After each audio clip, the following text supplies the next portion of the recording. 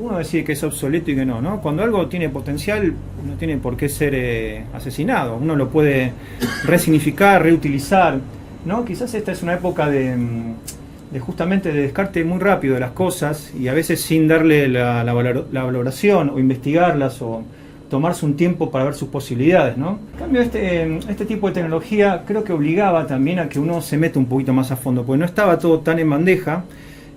Tipo que uno tocaba algo y sonaba, sino que realmente tenía que profundizar a la fuerza, ¿no? Y eso hizo que sobre todo los compositores de esta época, estamos hablando de 80s y 90s, hayan hecho obras que ahora creo que lo van a comprobar ustedes mismos, son realmente muy buenas, musicalmente hablando, técnicamente, sonoramente.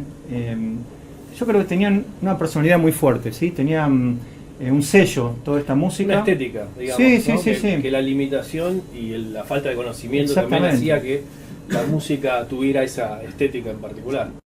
Todo empezó con este simpático elemento que otro de los que también desgraciadamente van muriendo en las computadoras, ya ni existe esto, hay unos muy chiquititos ahora pero que no tienen sonido de los parlantitos.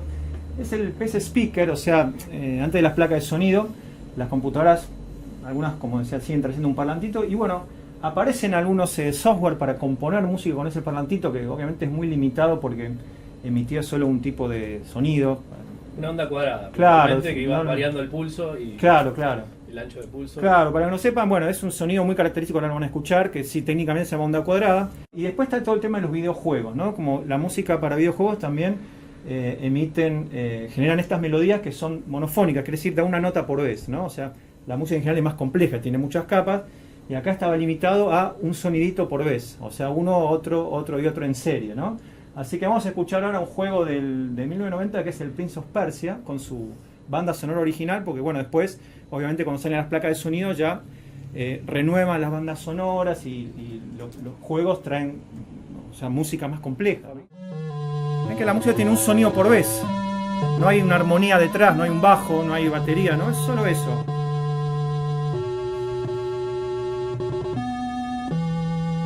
Así era la presentación. Esto venía en un disquete de este tipo, ¿no? En general de estos, será más 5 1/4, son flexibles. Pero que sepan armonía, está usando una escala medio árabe, ¿sí? Un modo frigio, entonces bueno, o sea que ahí se ve ahí un trabajo musical y todo eso con un parlantito que lo tengo que desarrollar, ¿no?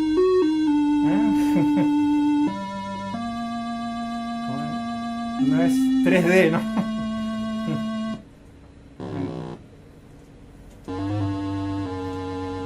Tiene que contar toda la historia con eso, o sea, realmente había que ingeniársela para contar una historia sonora con un solo sonido y un parlantito.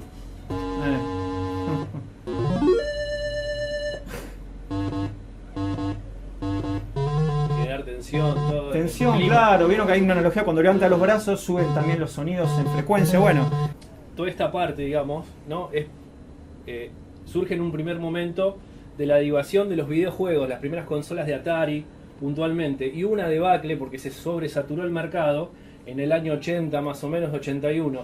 Entonces, gracias para nosotros, ¿no? Pero para los vendedores de consola, fue una debacle total.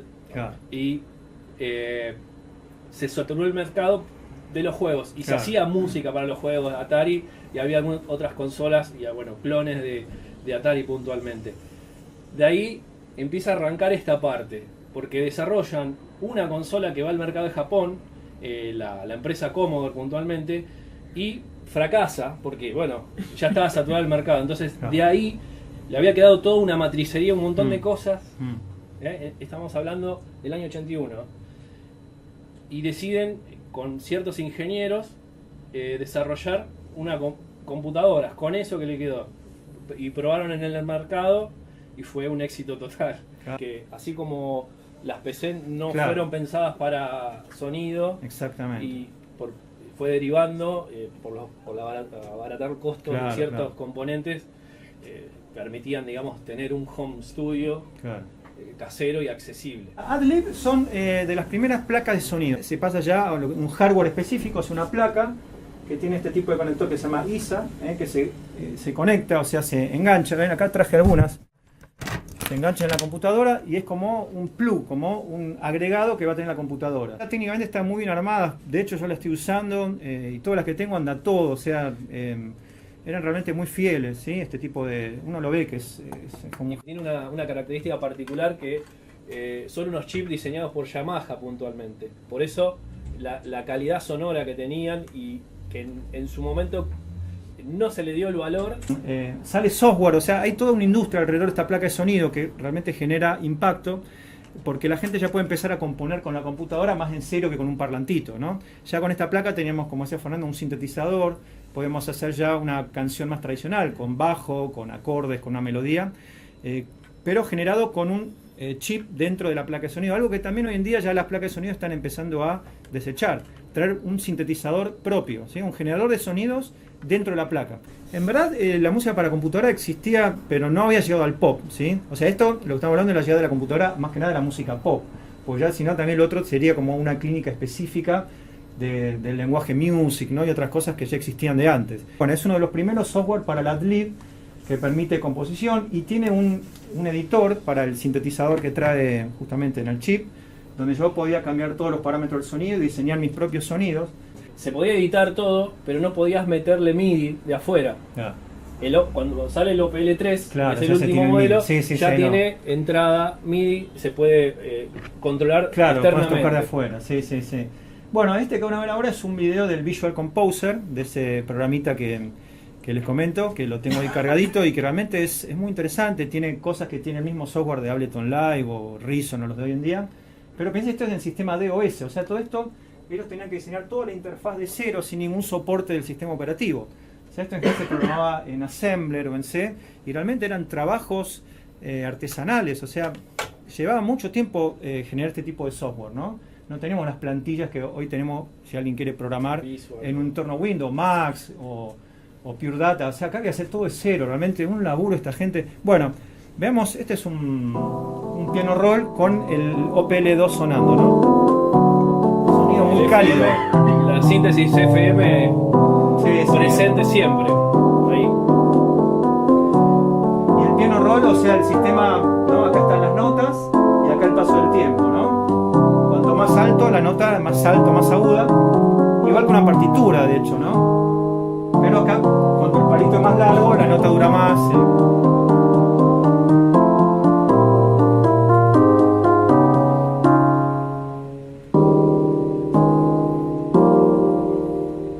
Bueno, ¿sí? El sonido tiene algo de suciedad, ¿no? Pero eso también daría para una larga charla. Yo creo que el humano necesita esa pequeña distorsión en algo. Se produce también con el ritmo, ¿no? O sea, si uno genera un ritmo demasiado ta, ta, ta, nos suena como un poco duro. En general, cuando se corre un poco el ritmo. Es más o cuando orgánico. exactamente, ¿no? O sea, uno a veces se obsesiona por el sonido tenga la máxima calidad técnica, pero a veces uno necesita, porque el humano es imperfecto. Entonces, esa imperfección, sea del sonido, del ritmo, de la armonía, desde algún aspecto, en general es lo que nos gusta. De hecho, la música que en general más nos gusta y bailamos es la que tiene más swing, la música negra. Entonces es como para pensarlo, que a veces, o sea, esto nos puede gustar quizás más que algo más moderno, ¿no? Uno piensa en Blu-ray y a veces que sea tan perfecto, en el HD visual. Y quizás, ¿qué es lo que realmente nos da más placer, ¿no? Nos emociona más, es como para pensarlo. Bueno, este es otro gran secuencer, que este sí, lo tiene acá Javier Cosentino. Así que si le desaparece, ya va a ser quien se lo robó. Ya lo voy a encontrar, ya lo voy a encontrar. Bueno, este es otro más avanzado que el anterior, que también ya lo empiezan a usar compositores más contemporáneos, ¿sí? Que hacían música electroacústica, o sea, música más experimental, porque tiene características más avanzadas, tiene generadores de azar, tiene un secuenciador más complejo. Y bueno, también es uno de los primeros software para estas placas de sonido. Convengamos que justo es la explosión del MIDI, Sí. y también paralelamente con la síntesis de FM. Síntesis o sea FM. que todo lo que es los DX como que explotan y tapan todo lo que era lo analógico en ese momento. Claro. Sí, es como una revolución en los 80 de todas Y estas tener cosas. Sí, sonidos de flauta, Sí. órganos, Claro. con Sí, la sí, FM se pudo lograr y a bajo costo. Era Sí, todo sí, matemática pura, digamos. Y luego estamos hablando de, si piensan por ejemplo, Soda Stereo, Bajá, no sé, toda la música de los 80 en general tenía este tipo de sonido FM.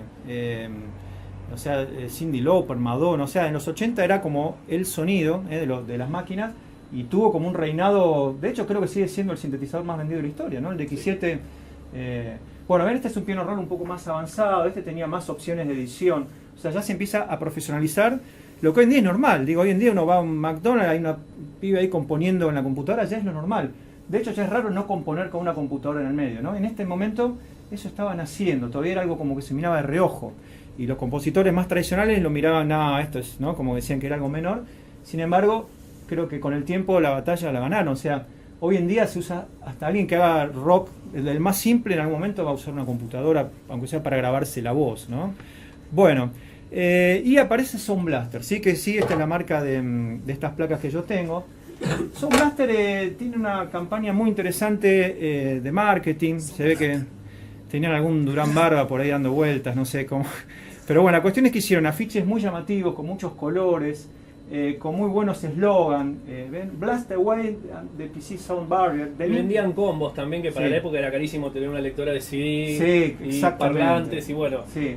se diseñaron un kit bajo costo y bueno, pero la nave insignia era el sonido para los juegos, las placas, Sí, que puntualmente traían los OPL, en un principio los OPL2 y después los OPL3. OPL3 más avanzado. Entonces, bueno, Siempre de Yamaha. Yamaha, Siempre sí, Yamaha sí, sí, estaba la marca presente. Yamaha. Y hubo clones también que otras marcas que sacaron, pero puntualmente reinaba y se conocía acá. En un principio la Sound Blaster era. Es más, se vendían computadoras diciendo tiene una Sound Blaster on board, sí. A menores costos que la Adlib, eso también siempre atrae más al gran público, ¿no? Entonces ya se empieza a popularizar con esta marca. Este era el logo viejo, después pasan este loguito, además traen cajas muy bonitas. Acá incluso en Argentina también en los 90 hubo como también la llegada de este tipo de placas, más que en ese momento había un dólar bajo y todas estas cosas llegaban casi en el mismo tiempo que en el exterior. Bueno, este era el disquete de instalación de la Sound Blaster Pro, ya acá con el logo más conocido. Venía con un manual muy lindo, todo muy bien presentado, ¿sí? Con mucho software, además traía un montón de programas de aplicaciones. Ven que acá dice más de $500 de software libre, ¿sí? O sea, por eso un montón de ganchos para que la gente compre. Bueno, le ganaron, diríamos, la pulsada a la Adlib, que bueno, pero Adlib estuvo antes y bueno, este fue como le ganó. Algunos puristas dicen que el sonido de la Adlib era mejor, pero bueno, esta se popularizó más. De hecho, en Argentina casi todos los negocios de computación vendían estas placas. Y en un principio, cuando empiezan a tener auge los sequencer, que era el famoso K-Wall, que fue el primer software, lo que para es grabar hoy música. Ableton, Claro. en su momento era el K-Wall, licenció Creative y empezó a dar en sus paquetes también algunos... Claro, algo que hoy en día es muy común, poner un software como arreglos de empresas, claro. Entonces, bueno, se hizo muy famoso Sí, el K-Wall sí, y sí, acá sí. era el K-Wall. Claro, sí, ahí lo voy a mostrar que tengo también ahí una... Bueno, acá hay una típica PC de esa época, a principios de los 90, ¿sí? Con la disquetera grandota que la tengo ahí. Venían así, de tipo acostaditas, que hubo también después unas de compact acá, que venían así, con el monitor arriba. Eran bastante espaciosos, ¿no? Con estos teclados que, como ven, son muy grandes. Por este mouse tipo de pelotita. computadoras, la gente empezó a tirar a la basura directamente Claro, estas sí, máquinas. sí, es verdad. Así, literalmente. Nos servían.